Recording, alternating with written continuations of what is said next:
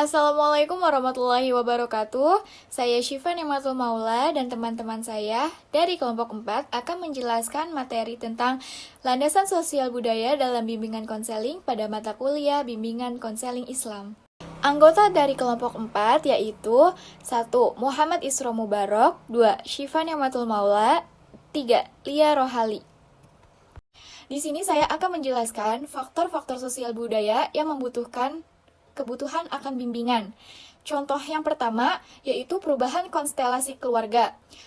Contoh dari perubahan konstelasi keluarga itu sendiri apa sih? Nah, saya akan menjelaskan. Salah satu contohnya yaitu hilangnya peran ayah dalam keluarga.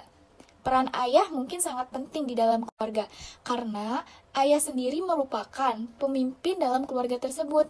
Jika hilangnya peran ayah dalam keluarga, maka dalam keluarga tersebut tidak ada pemimpin, tidak ada seseorang yang dijadikan pemimpin untuk istrinya maupun untuk anak-anaknya. Maka dari itu, peran ayah dalam keluarga sangat penting dibutuhkan di dalam suatu keluarga tersebut. Faktor sosial yang kedua yaitu perubahan kurikulum yang terlalu cepat. Mungkin tanpa kita sadari, perubahan kurikulum di Indonesia ini sangat cepat. Dari kurikulum 2006 sekarang berpindah ke kurikulum 2013. Menurut saya, belum tentu semua anak siswa-siswi Indonesia itu telah dapat mempelajari kurikulum tersebut. Jadi, kurikulum di Indonesia terlalu berubah sangat cepat. Nah, hal itu yang akan membutuhkan proses sosial budaya yang menimbulkan akan bimbingan. Yang ketiga adalah dunia kerja manusia digantikan oleh robot. Ya, mungkin itu tidak asing di negara kita sendiri. Tenaga kerja manusia digantikan oleh robot. Itu akan berdampak kepada masalah-masalah di Indonesia seperti penumpukan. Oke, yang keempat itu perkembangan komunikasi. Dampak media massa terutama televisi terhadap kehidupan manusia sangatlah besar pengaruhnya. Banyak tontonan yang tidak seharusnya dilihat oleh anak-anak dan kurangnya pengawasan orang tua mengakibatkan anak-anak menjadi mudah terpengaruh terhadap tayangan acara televisi. Contohnya itu berita-berita yang sepele menjadi dibesar-besarkan, atau tayangan-tayangan gosip atau tayangan-tayangan pornografi. Lalu perkembangan kota metropolitan. Perkembangan masyarakat telah mengubah pola kehidupan masyarakat terutama di kota-kota besar, yang tahap perkembangannya lebih tinggi dan sangat cepat. Pola kehidupan telah banyak berubah. Kehidupan kolektif menjadi semakin tipis, telah berubah menjadi kehidupan yang lebih bersifat individualistik. Hubungan antar warga semakin renggang, sibuk dengan urusan masing-masing. Perhatian dan penghargaan hal-hal yang bersifat material atau kebedaan menjadi semakin besar. Oleh karena itu, nilai-nilai kebedaan semakin menonjol dan semakin menjadi ukuran. Contohnya, kepadatan penduduk yang ada di kota-kota besar. Alhasil, kemacetan melanda kota-kota besar. Lalu, kesehatan mental. Yang selanjutnya perkembangan teknologi. Dengan perkembangan teknologi yang pesat, maka timbul beberapa masalah seperti penggantian tenaga manusia dengan alat-alat mekanis elektronik dan bertambahnya jenis pekerjaan baru dan jabatan yang memerlukan keahlian khusus. Hal ini menimbulkan kebutuhan pada masyarakat untuk meminta bantuan kepada orang lain atau badan yang berwenang untuk memetakannya, seperti halnya meminta bantuan pada psikolog, bimbingan konseling, dan lainnya. Alhasil, masyarakat cenderung akan lebih banyak pengangguran. Lalu kesehatan mental. Semakin maraknya masalah kesehatan mental seperti gangguan jiwa, banyak orang yang melakukan percobaan bunuh diri, banyak remaja yang melakukan kriminalitas dan lain sebagainya. Menyikapi masalah tersebut, maka sekolah, lembaga pendidikan lainnya dituntut untuk menyelenggarakan program layanan bimbingan dan konseling dalam upaya mengembangkan mental yang sehat dan mencegah serta menyembuhkan mental yang tidak sehat.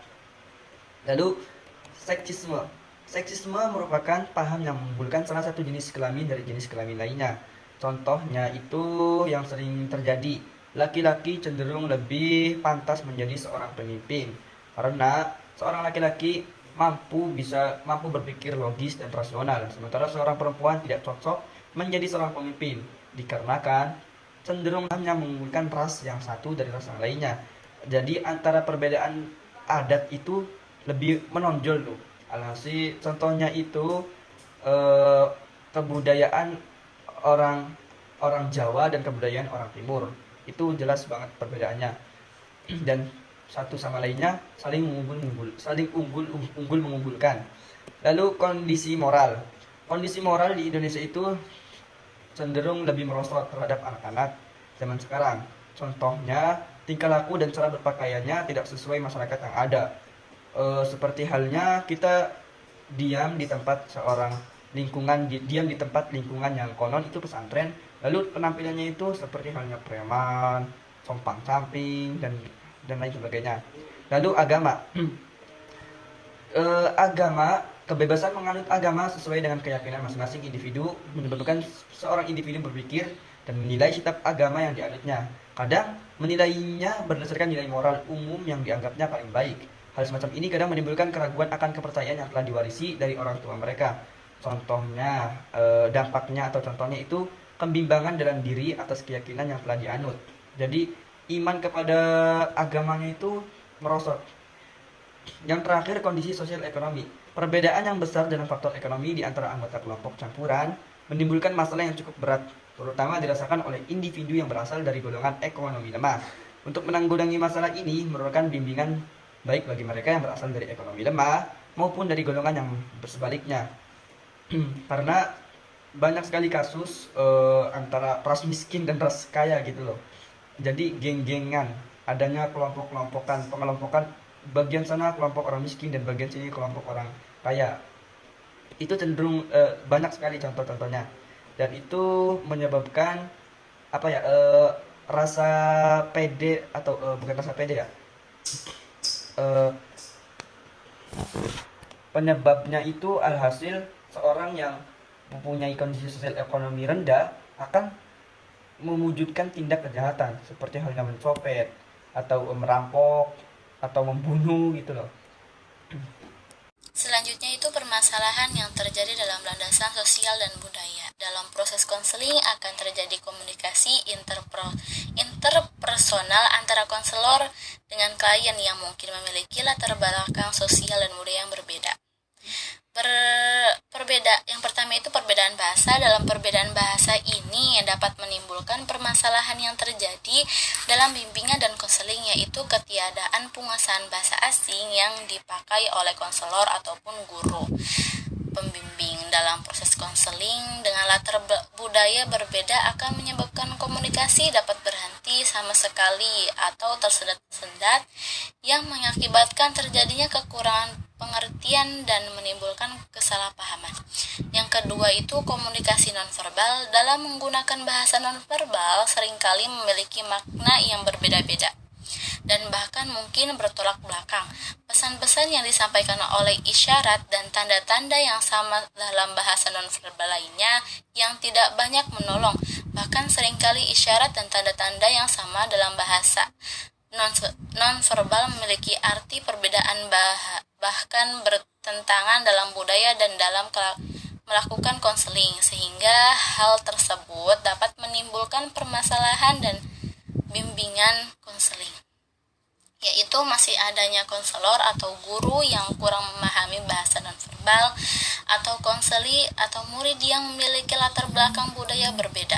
Hal ini menyebabkan sulitnya mengetahui penanganan apa yang dapat membantu penyelesaian permasalahannya.